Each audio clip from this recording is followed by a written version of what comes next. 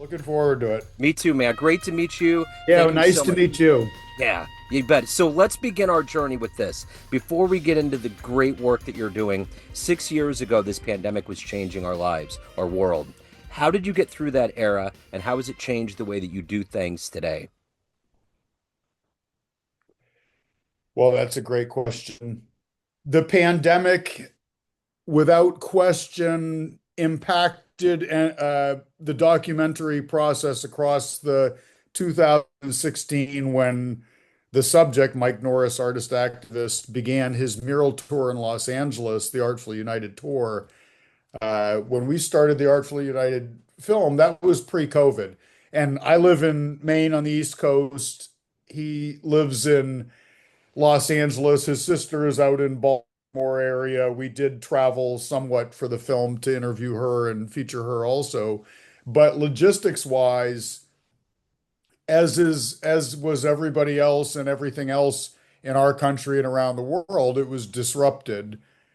Communications, travel, information, trust, and reliability. It was really a time of fluidity that was unfortunate in so many ways, but impacted our generation and sort of my concept 20 years ago or 15 years ago. I remember looking forward to the decade of the 20s specifically because it sounded cool, the roaring 20s. And you Yep. get this, Joe, Oh, because you know yeah, what I mean? totally. Um, and I also thought, I'm like, you know what? It's going to be fantastic because my friends and I, and a lot of my peers and cousins and brother, we'll be in our 40s and 50s, and we'll be in our prime. It'll be, the time to make an impact and to make our mark, and do all these exciting things. And then, boy, oh boy, it got off to a tumultuous, disruptive start to say the least. To Yeah. say nothing else of all the other things going on culturally, geopolitically, right here in America even, but the pandemic for sure. Uh, it also allowed my subject of the documentary, Mike Norice, to execute a lot of those murals without distraction, and it didn't really impact him as much Right. because it slowed down uh, some of the things that he was doing and the accessibility to him from different customers. And he transitioned from being in his physical brick and mortar store on Melrose Avenue in Hollywood to working a lot out of his home up in the hills. He lives out in the valley, and then was going into these areas though, in Watts and Compton and Inglewood and elsewhere to do the murals. But that's how it impacted us over the last 10 years is you have a pre-COVID, COVID, post-COVID experience that all of us had and that we had both collectively and individually and in our own communities or our own states. It was so different, the application of guidelines or, culturally, it was so different when I'd go down to visit family and friends in Florida versus going out to California versus even rural Maine versus coastal Portland, Maine. Just the application of sensitivity to things. And my family's in the assisted living business also. So we really did have to care for some of the most vulnerable Wow. population with staff going home to their own families. And so, we all got through it together. And I'm glad it wasn't any worse. And I hope we learned as a society and as a people to be better prepared, but for it to be less divisive, the messaging and communication the next time around, Yeah. whatever that is, whether that's an actual virus or some other social contagion or misinformation or hysteria or otherwise. Yeah, absolutely. No, I hope we learned our lesson. It's interesting. I remember when that year started, everybody was playing the "This is 2020," the Barbara Walters thing, and it was everybody was being all cute and whimsical and like, "Hey, I remember reading about this when I was a kid. 2020 is going to be something else. There's going to be flying cars." And then boom, all of a sudden it was like the hammer came down. It was like, "Nope, you guys aren't partying it up with Barbara Walters anymore." So, it was quite a beginning to everything for sure. Right. So, yeah. So I love what you're doing with filmmaking, with animal rights, and all of the wonderful work you're doing. But to synthesize what you do on a daily basis, I'm going to put you in front of 13-year-olds. You're at career day, and the kid in the back of the room is like, "Hey, what do you do for a living? How do you make what you do make sense to their brains?" I would tell them that I'm a filmmaker and I'm a storyteller and I'm a community member. And at this point, there's so many other roles that I can't, separate myself from. They're woven into my day-to-day as well as my career, as well as my personal identity. And that's as a father, that's as a husband, that's as a brother, that's as a son. That's as a volunteer at my church food pantry. That's as a member of the film commission and vice chair, and somebody who's an ambassador of Maine, ambassador of film in Maine, ambassador of Maine, trying to encourage folks to do business in our state, but then also to advocate for folks that live in our state that are part of the industry and want to work here or elsewhere. I'm also a union member, so uh, SAG-AFTRA, but I also, therefore have a much different mentality than I did even 5 years ago, to say nothing of 20 years ago. So day to day, I'm the president of the board of directors at the Kennebec Valley Humane Society, and that entails attending committees, doing monthly board meetings, and helping to lead development of a new shelter, which we opened 2 years ago. I've been on the board 10 years now, the president the last few years and for the next few years. And it's been an honor. It's a joy. You work with diverse people across different generations, across different political ideologies. It's a wonderful thing in which I'm involved, and then have the background as a landlord, as owning a construction company, working in social services at my family's assisted living facilities, both with folks with intellectual disabilities, memory care issues. So I've been really blessed to do all that. I was a basketball player. I've coached basketball locally with Boys and Girls Club of Augusta.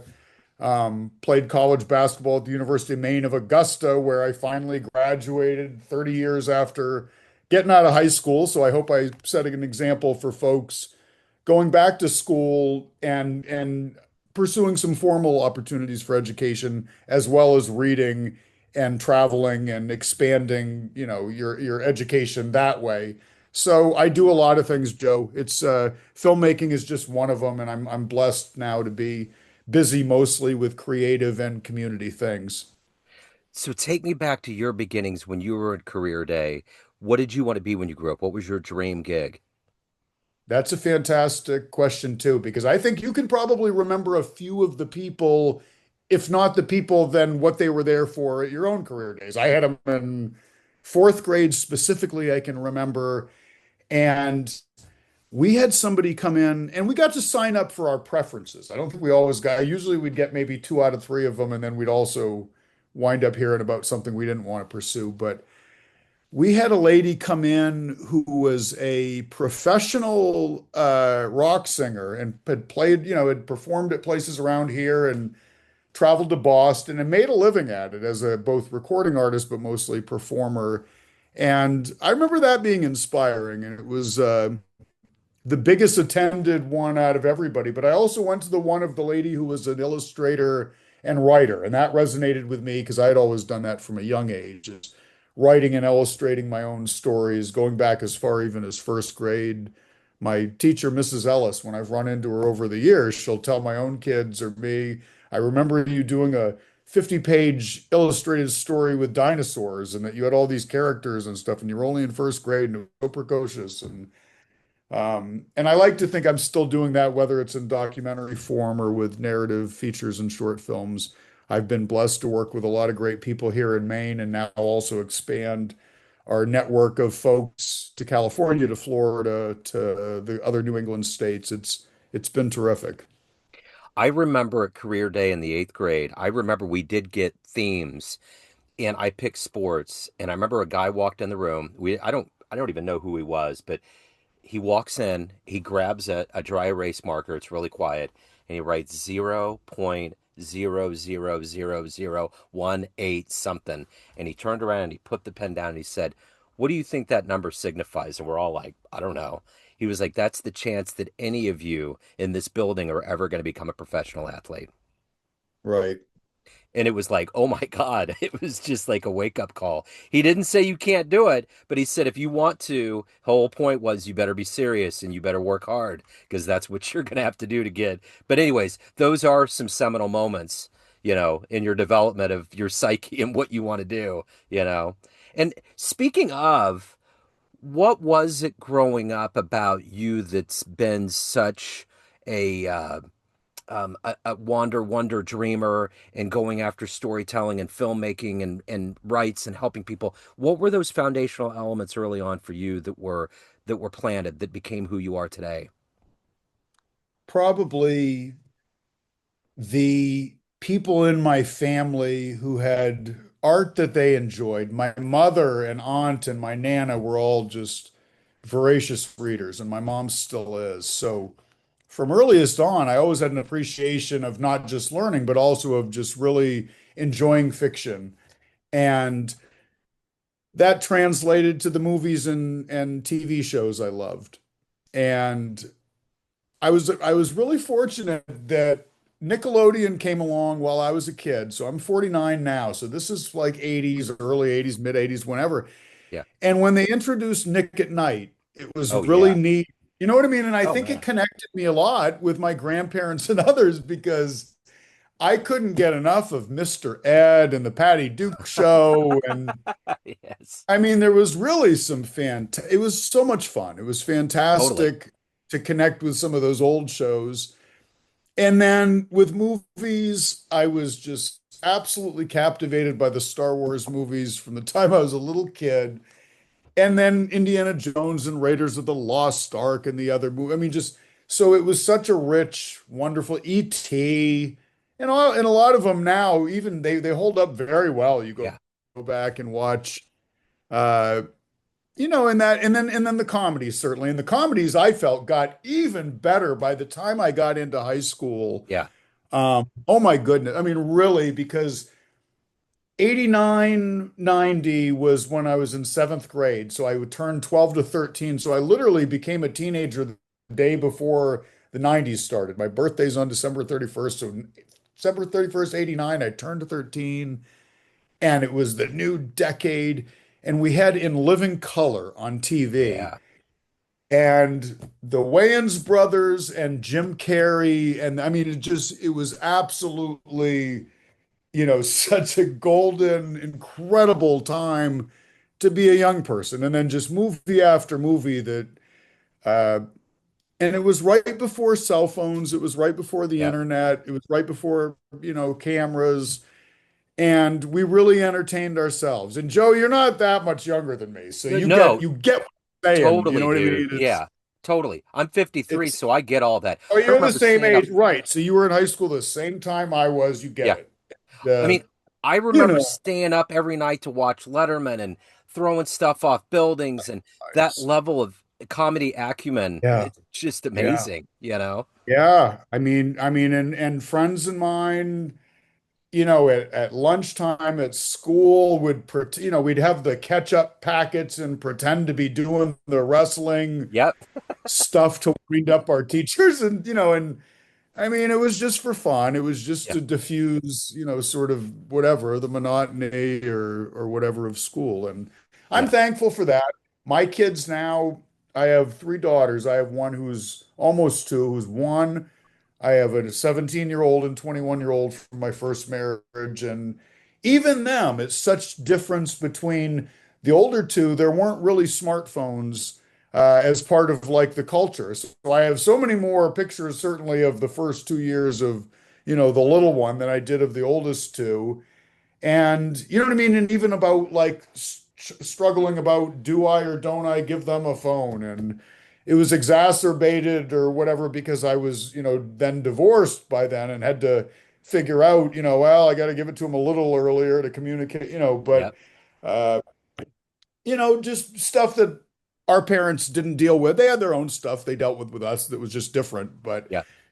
it's I'm thankful for it all. I'm trying to ease into it. I'm trying to get with technology. I still struggle, as I said, about even logging on to stuff and finding emails or trying to find links and stuff. It's It, not my strong suit, but I appreciate the opportunity to be in a creative realm and am blessed to be able to do it now. In middle age, I couldn't have done it in my 20s, and I'm thankful because I did. It was a very big focus of me as a young person, indeed. yeah. For sure. So, what was the first thing that you created that you got a visceral response on, and it gave you that fuel to say, you know what, I can do this. I can make films. I can be a creative. I can be a storyteller. Did you have a moment like that with I wrote early? some stories. I mean, yeah, I can remember, in each era of school as a kid and beyond, and uh, was encouraged of having a real satisfaction of liking what I produced. And then, yes, in the cases of getting any positive, feedback or affirmation from, teachers, parents, peers, whomever. Um, like I said, stuff as early as first grade with my teacher, Mrs. Ellis, just really encouraging me. And then my fourth grade teacher, Mrs. Bell, who I still see and love her to pieces. She's retired, but her also, she remembers me writing different things. And I thanked both of them in the end credits of Artfully United. I was so thankful to have a long list of end credits of special thanks and support and included both of them.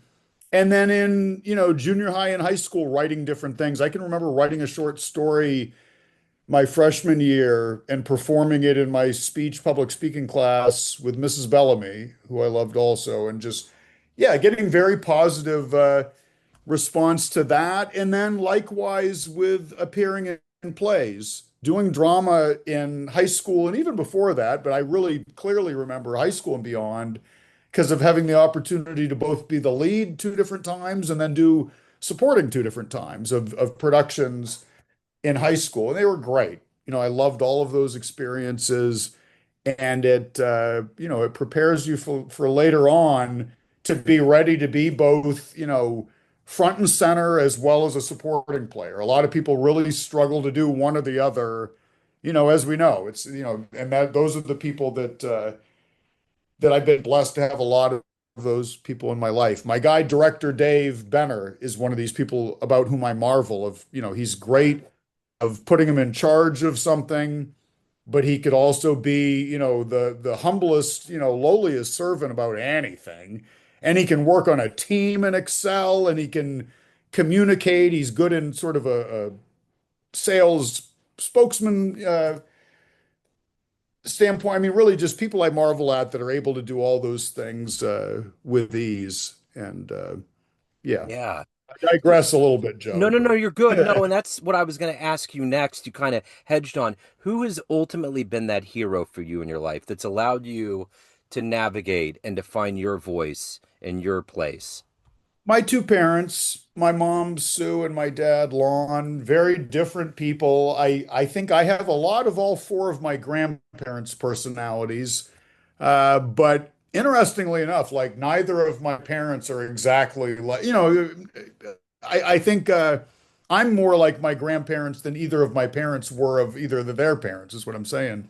And mom was a long time public school teacher and Sunday school coordinator and just wonderful, selfless person who now is in all her glory, having grandchildren and being retired and helping with the church and helping with food pantry and doing this, that, and the other. And then my dad was a business guy who was a disabled veteran that was able to use that disability to go back to college and, pursue a master's and then ultimately go into business on his own with the assisted living. And it took him a number of years and decades even of hard work and hard knocks, but then he became very successful and he's been very successful the last, decade or so. And I'm happy for him. So he's a huge inspiration to me. Uh, so much more composed than me. I'm more like my mother and grandparents as far as being more excitable or emotional or um, but both of my parents, they've been and they continue to be tremendous not only role models, but sources of advice, support, enduring and just unconditional love. And I hope to be half the parent to my three kids. So if you can meet any filmmaker alive today, spend some time with them, take some notes, who would you love to sit down with? Quentin Tarantino. Okay. I was just as huge of an admirer of Stanley Kubrick, who has passed. Uh, Quentin Tarantino, Yeah. he's a genius. He's a writer, he's an actor, and he's a brilliant director, storyteller. connoisseur of culture, voracious reader, and film buff himself, and had his own ups and downs and sensational early influences and life experiences. And it's one of the things that really solidified me wanting to, do this as an adult because Sarasota, Florida, growing up, we lived to ride our bikes up to video library and rent video cassettes. And I was into some more, interesting stuff and foreign stuff or independent or whatever. Uh, and then when I found out about his background later on, after my friends and I saw Reservoir Dogs, and it wouldn't be an overstatement to say it was just like life changing. And then when Pulp Fiction, I mean, we saw that on video, but Pulp Fiction came out when I was a junior in high school, and we saw it 3 times the weekend it came out because we saw it, Friday, and then we saw it Friday night, and when we saw it Saturday, we saw it Sunday. And years later, when Jackie Brown came out, we saw it like 5 times that weekend because I remember seeing it twice on Saturday and twice on Sunday, and we had seen it either Friday afternoon or Friday evening. And just so influenced by so many of his films, so much of his process, intrigued by him. I could watch interviews of him or listen to him hold court about film or otherwise. Just, somebody who's so interesting and the type of writing. Yeah, I mean, they always say at times, be careful about meeting your heroes or meeting, you know what I mean, and to Yeah. play it cool if you do. But yeah, would be intrigued, to meet somebody like that if I happened to be next to him anyway on an airplane. Yeah. You know what I mean? And if it were the time to sort of, chit chat, it would be a joy.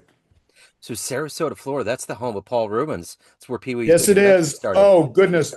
Joe, so if you want to, talk about also inspiring, that's my generation too, Yeah, was Pee-wee's Playhouse was the anchor of Saturday morning cartoons. totally. It came on at like 10 a.m. and was the biggest Pee-wee fan. This is even before we moved to Sarasota from Maine. Yeah. We moved down there in 87. So Pee-wee's Playhouse, Pee-wee's Big Adventure had already been out, which Yeah. just changed all our lives. Yeah. And then Pee-wee's Playhouse, I had one of those talking Pee-wee dolls that you pull the back and he would say the different expressions and moved to Sarasota, went to Sarasota Christian, but went to Sarasota High School my freshman year. And that's where Pee-wee had Yeah. gone, you know, and I hate to say it was during my freshman year, and this is the era before the internet, before, whatever, that he was home to Sarasota visiting his parents, you know, Yeah. didn't want to blow off steam at his parents' house. And so he went out to go to the movies to the South Trail Cinema. And it was right up the road from Sarasota High School. Got arrested in that undercover sting by, the Sarasota County Sheriff's Department, and it was during a double feature of Nurse Nancy and Turn Up the Heat, and they busted him during the intermission. And he was Yeah. even telling us like, "Oh, for crying out loud, I'm Pee Wee Herman. Please, can I just, can we work something out?" And they took him. He's the famous mugshot with the long hair. Just his brand was forever impacted, tarnished his career, to say the least, changed detrimentally. And somebody went from our high school and spray painted Pee Wee's Playhouse the next week on the side of the South Trail Cinema. And then years later, they tore it down and built a Kenny Rogers Roasters, and it's now a bank. I was back for my 30th Wow. reunion last summer. But wonderful documentary about Yeah. him that came out in the last year and a I half. saw it. Yeah. Yeah. And I mean, really, it's such a story, but such a talent. Yeah. Yeah, such a talent, such an American story of celebrity and, you know, Yeah. sex and culture and law and the intersection of everything else. It's Absolutely. something else. So let me ask you this. If you had a dream tonight, ran into the 18-year-old version of you, and you walked into a room and there was a film projector and you click play and it was a 60-second highlight reel of your life you've lived, would that young version of you believe your life turned out this way? Probably yes. I mean, the 18-year-old wouldn't have even seen anything yet, and it got a lot worse before it got better. So I would want them to stay sitting down while watching it. That's all I got to say. All's well that ends well, Yeah. and it's not over yet, Yeah. but it wasn't easy the first 20 minutes of that film, and then there were some hiccups along the way as well. Yeah. So So what is you obviously have a lot of energy. You obviously there's a lot of things going on. What is that every day for you, the motivation to get up, to do good work, to make an impact, to take care of your soul, your family? What is that holistically for you every day?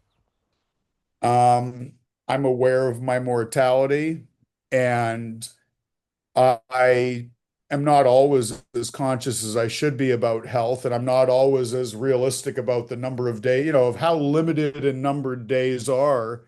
And I reflected on that the other day. I just finished a very good book by Yuval Noah Harari called Homo Deus.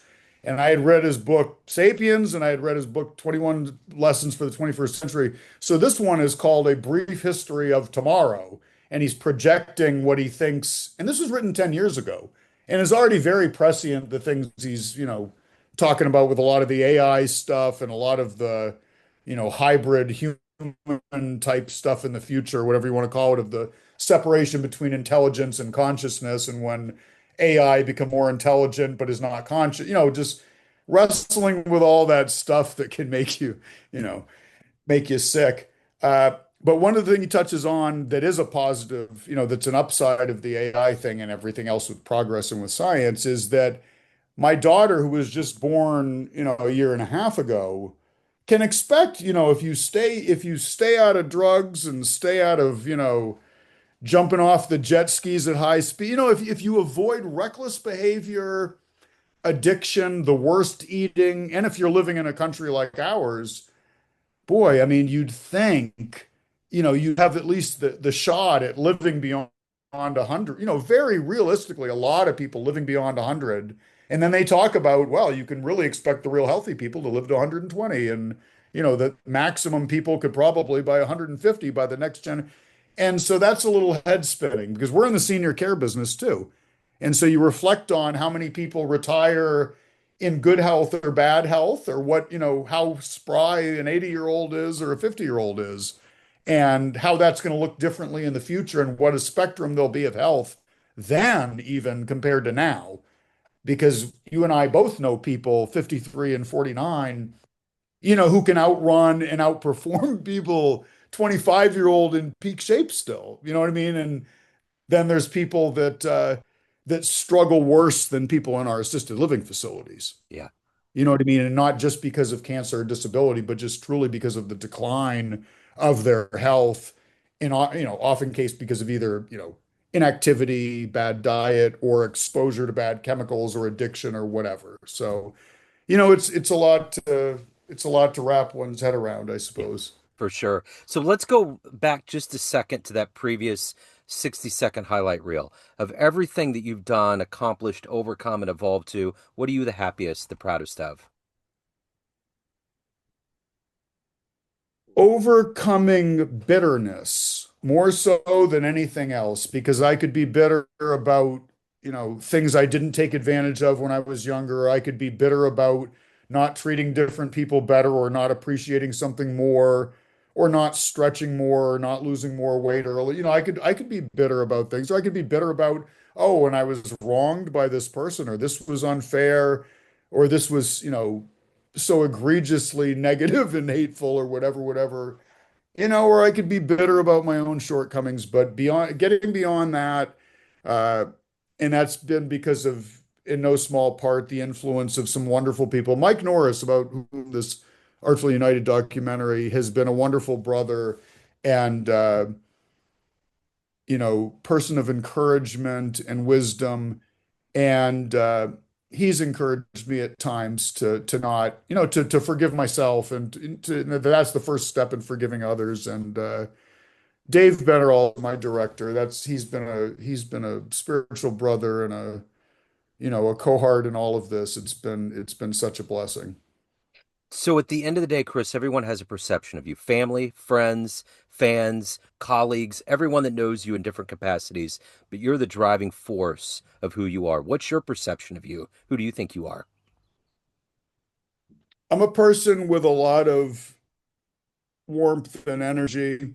Sometimes it overheats, sometimes it can be better to turn down the energy a little bit, but I'm passionate about things and I'm intense about things. I'm very serious about things. And even the things that I laugh at and chuckle at, I take seriously my prerogative to do that, if that makes sense. And uh, but I'm committed to being a better person. I'm committed to being a brother of others, and I want to be a good steward, not only of this, piece of earth or people within my network, but I want to be a good ambassador who encourages others to be good stewards of their communities, our world, and other.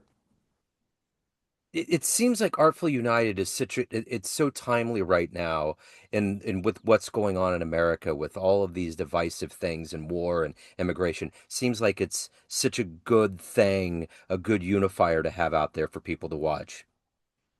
Yeah, I'm excited for people to see it. It's available now on Apple, Amazon, Google Play, YouTube Movies, and Tubi.